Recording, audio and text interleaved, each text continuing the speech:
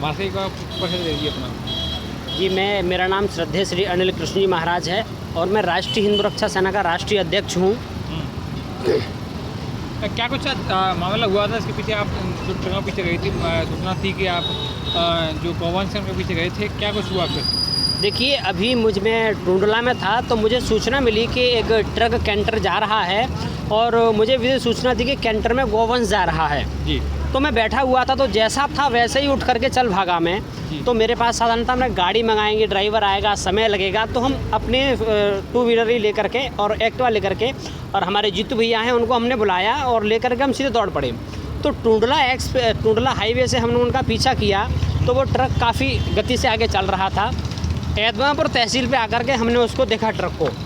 जब ऐदमापुर तहसील पे ट्रक को आकर के हमने देखा तो वो थोड़ा आगे था, थोड़ी भीड़ थी, ट्रैफिक था, तो वो थोड़ा आगे निकला। ये सामने आप देखेंगे, सामने जो आपका ब्लॉक है, इस ब्लॉक पे जाकर के हमने उसको इशारा किया। हमने कहा बेटा थोड़ा रोको जी, रोको। तो उसको शंका हुई कि हम जो है उसका ट्रक रुकवाना चाहते हैं, तो उसने ट्रक नहीं रोका। ट्रक रोकने की बजाय ये जो आगे कॉरिडोर है आपका जो बना हुआ है, वहाँ जा कर के उसने हमको कट मार करके और हमें पिच्छी मारना चाहा। कहने का मतलब हमको उसने टक्कर मारना चाहा जी।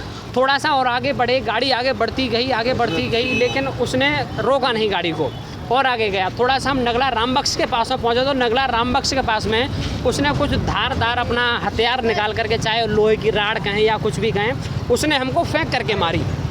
तो हम जो है अपना गर्दन नीचे करके उसको बचा गए। थोड़ा सा और आगे चला गाड़ी, जब आगे चली तो आगे चल करके चला।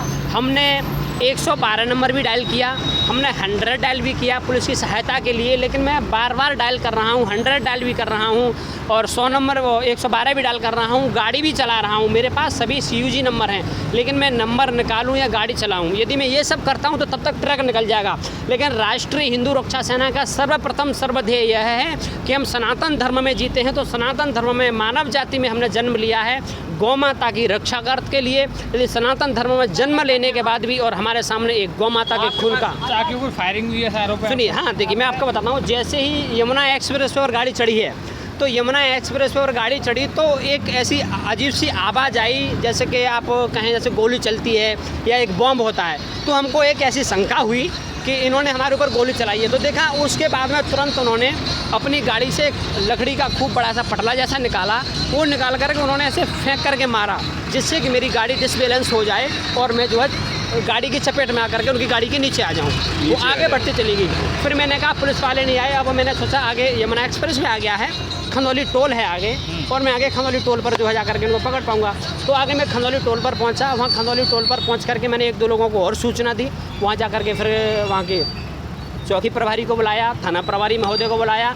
उनको बुला करके जब गाड़ी रुक जाती है टोल पर जा कर के, फिर उनको जा कर के पकड़ा है। तो जैसे ही हम पहुँचे हैं तो जितने भी गाड़ी चालक थे या उनका हेल्पर था, जो भी लोग थे, वो सभी हमको देख करके गाड़ी छोड़ करके वहाँ से भाग गए। देखिए, जब हमने देखा उसमें हमको शंका थी कि इसमें गौवंश है, लेकिन उसमें गौवंश नहीं निकला, उसमें पशु थे। पशु का कहने का मतलब हम कटरा कहें, पड्डा कहें, तो जिसमें गाड़ी में आने की जगह है 20 और उस 20 की जगह पर उस गाड़ी में 250 भरे हुए थे। एक परत स्लिप थी कोई?